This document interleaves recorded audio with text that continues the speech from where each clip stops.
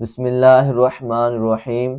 النبی اولا بالمؤمنین من انفسہم وازواجہ وامہاتہم۔ اللہ پاک نے اپنی لارب کتاب کے اندر یہ ارشاد فرمایا، جس کا بڑا سادہ سا ترجمہ یہ بنتا ہے کہ نبی مومنوں کی جانوں کے بھی مالک ہیں اور ان کی بیویاں مومنوں کی مائیں ہیں۔ یعنی آقا علیہ الصلوۃ والسلام کی جتنی بھی ازواج مطہرات ہیں، یعنی جن سے میرے حضور علیہ الصلوۃ والسلام نے نکاح مبارک کیا ہے، وہ ساری کی ساری بیویاں ساری امت کی مائیں ہیں۔ کم و بیش 11 شادیاں فرمائی ہیں۔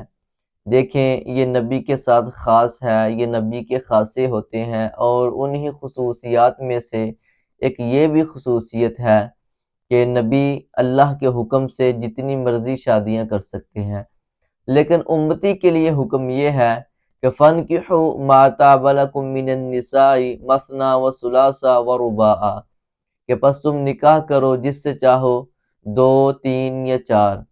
یعنی امتی کے لیے حکم یہ ہے کہ وہ ایک وقت میں 4 عورتوں سے شادی کر سکتا ہے۔ لیکن نبیوں کی خصوصیت میں سے ایک یہ بھی خصوصیت ہے کہ نبی اللہ کے حکم سے جتنے چاہیں وہ نکاح فرما سکتے ہیں۔ تو نبی کی جو بیویاں ہیں، اللہ پاک نے فرمایا کہ وہ جو امتی ہیں، جس نبی کا جنہوں نے کلمہ پڑھا ہے، ان کی وہ مائیں ہیں۔ اور حضور علیہ الصلوۃ والسلام کی پہلی بیوی، جن کا نام حضرت خدیجہ الکبریٰ رضی اللہ تعالی عنہا ہے، آپ کی اگر ہم سیرت کی بات کریں، آپ کی پاک دامنی کی بات کریں، اور آپ کی سخاوت کی بات کریں، آپ کے مال و دولت کی بات کریں، اور آپ کے حضور علیہ الصلوۃ والسلام کے نکاح میں آنے کے بعد والی زندگی کی بات کریں، اور اگر ہم آپ کی اولاد کی بات کریں، تو ہر پہلو میں کوئی نہ کوئی امت کے لیے سبق رکھا ہے، اور وہ ہر جگہ پر ہر پہلو میں بے مثل و بے مثال نظر آتی ہیں۔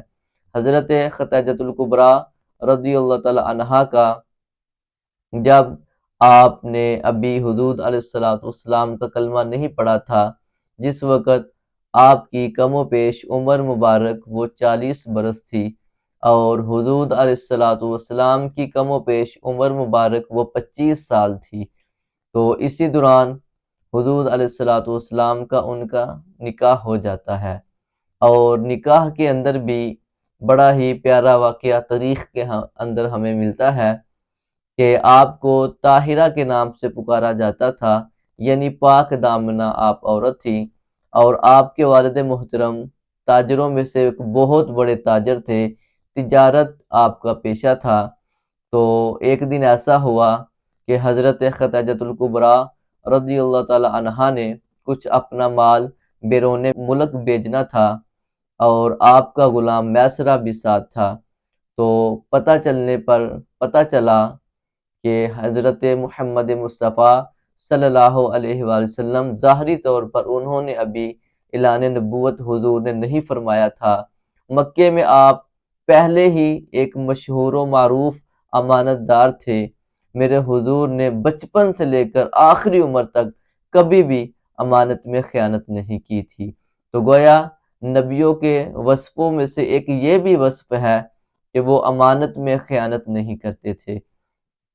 تو جب حضرت خدیجہ الکبریٰ رضی اللہ تعالی عنہا کو پتہ چلا کہ مکے کے اندر ایک امانت دار شخص ہے جس کا نام محمد ہے، تو انہوں نے حضور علیہ الصلوۃ والسلام کو اپنے پاس بلایا، اور آقا علیہ الصلوۃ والسلام کے ہمراہ آپ کی سپرداری میں وہ مال ملک شام کے اندر بھیجا، اور ساتھ آپ کا غلام بھی گیا تھا۔ اور اس سال حضور علیہ الصلوۃ والسلام جس سال حضرت خدیجہ الکبریٰ رضی اللہ تعالی عنہا کا مال مبارک لے کر ملک شام گئے تھے، اس سال ان کے مال میں رب نے بڑا ہی نفع پیدا کر دیا۔ اس سال بڑی تجارت ہوئی، بڑا نفع ہوا، بڑی خوشحالی آئی اس مال سے حضرت خدیجہ الکبریٰ رضی اللہ تعالی عنہا کو۔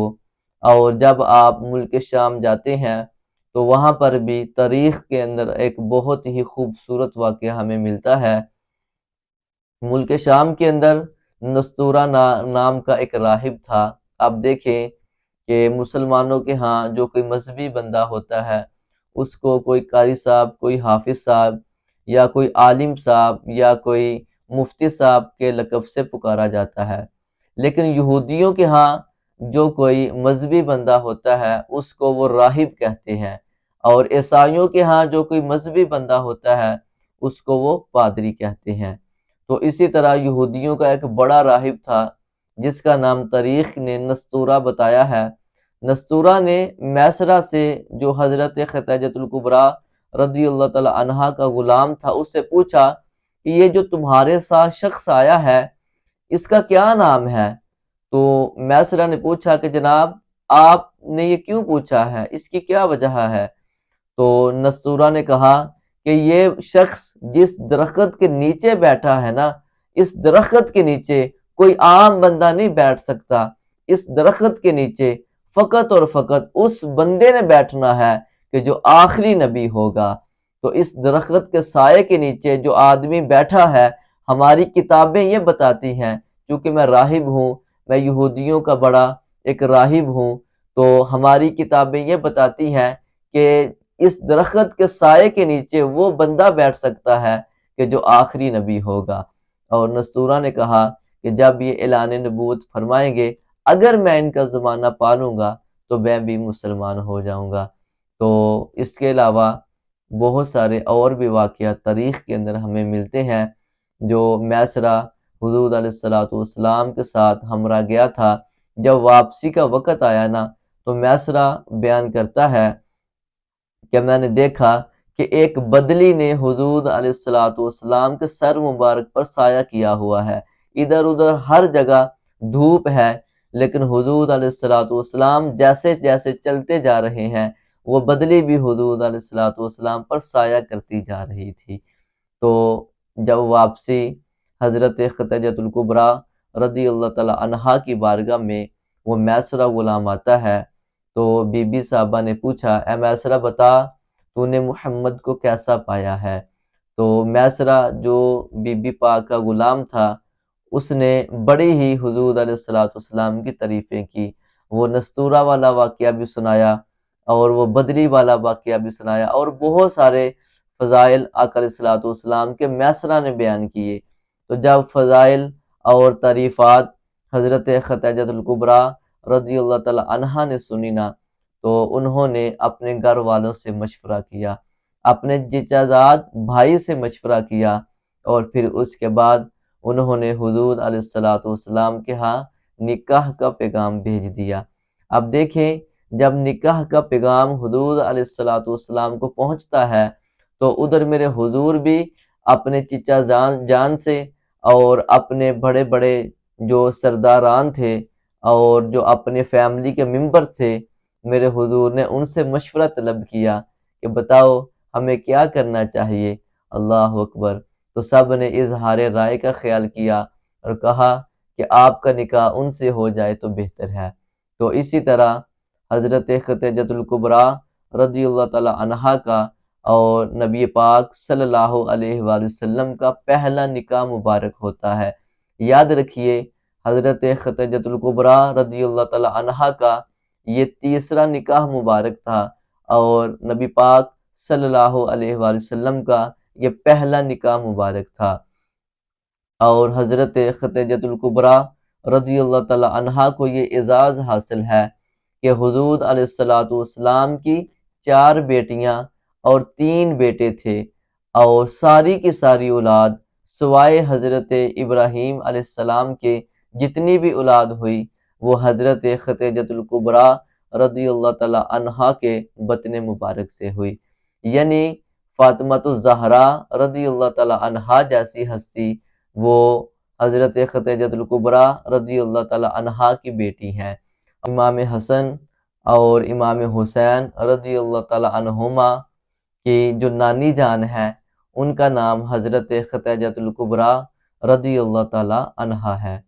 آپ کی سیرت کے بارے میں بات کریں وہ بھی باکمال ہے۔ آپ بہت باہمت انسان تھی کہ جب آقا علیہ الصلوۃ والسلام پر پہلی وحی کا نزول ہوا تو میرے حضور علیہ الصلوۃ والسلام وحی الہی کی وجہ سے بہت پریشان ہوئے، تو حضرت خدیجۃ الکبریٰ رضی اللہ تعالی عنہا نے آپ کو حوصلہ دیا اور آپ کا حوصلہ بڑھایا۔ بہت ہی پیارا واقعہ ہمیں ملتا ہے کہ ایک دن حضور علیہ الصلوۃ والسلام غار مبارک کے اندر بیٹھ کر اللہ کی عبادت میں مصروف تھے، اور ادھر سے حضرت خدیجۃ الکبریٰ رضی اللہ تعالی عنہا آپ حضور علیہ الصلوۃ والسلام کے لیے کچھ کھانا مبارک لے کر حضور کی بارگاہ میں آ رہی تھی۔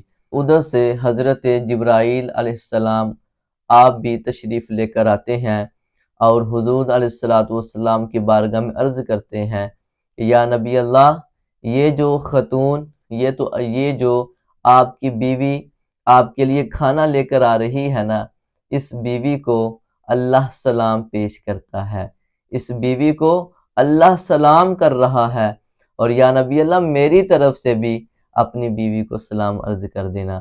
اللہ اکبر! اتنی زیادہ عظمت و شان حضرت خدیجۃ الکبریٰ رضی اللہ تعالی عنہا کی ہے کہ ان کو اللہ نے سلام بھیجا ہے۔ یہ شان و عظمت فقط اور فقط حضرت خدیجۃ الکبریٰ رضی اللہ تعالی عنہا کی ہے۔ اور اگر ہم ان کی اولیات کی بات کریں تو یہ پہلی خاتون ہے کہ جس نے سب سے پہلے اسلام قبول کیا تھا، اور یہ پہلی خاتون ہے کہ جس نے کہ آقا علیہ الصلوۃ والسلام نے جس سے سب سے پہلے نکاح مبارک کیا تھا، اور یہ پہلی خاتون ہے کہ جس نے سب سے پہلے حضور علیہ الصلوۃ والسلام کی معیت میں نماز ادا کی تھی۔ اور اسی طرح اگر ہم ان کی فضیلت کی بات کریں، ان کی عظمت کی بات کریں، تو آقا علیہ الصلوۃ والسلام نے فرمایا اے میرے صحابہ، 4 عورتیں ایسی ہیں جو جنتی عورتوں کی سردار ہوں گی۔ عرض کیا گیا یا رسول اللہ وہ کون کون سی ہیں؟ فرمایا حضرت آسیہ رضی اللہ تعالی عنہا، حضرت پاک بی بی مریم علیہ السلام، اور حضرت خدیجۃ الکبریٰ رضی اللہ تعالی عنہا، اور حضرت فاطمۃ الزہراء رضی اللہ تعالی عنہا۔ میرے حضور نے فرمایا کہ یہ 4 عورتیں ایسی ہیں جو جنتی عورتوں کی سردار ہوں گی۔ اللہ اکبر!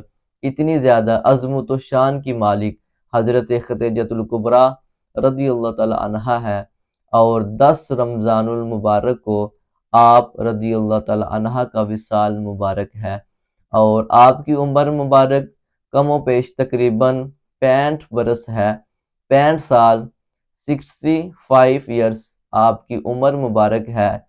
اور جتنی بھی حضور علیہ الصلوۃ والسلام کی اولاد مبارک ہوئی سوائے حضرت ابراہیم علیہ السلام کے، آپ کے بطن مبارک سے آپ کی اولاد مبارک ہوئی۔